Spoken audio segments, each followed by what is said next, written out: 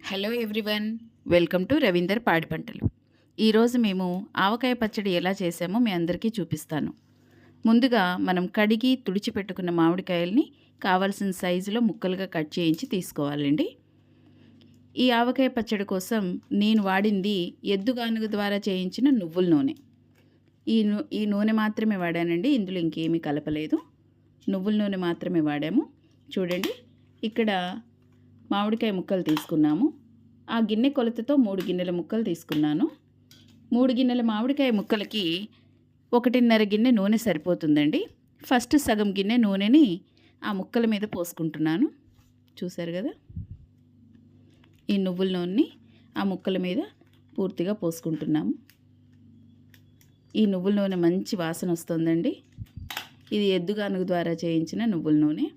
ఇప్పుడు ఇందులో కొద్దిగా పసుపు,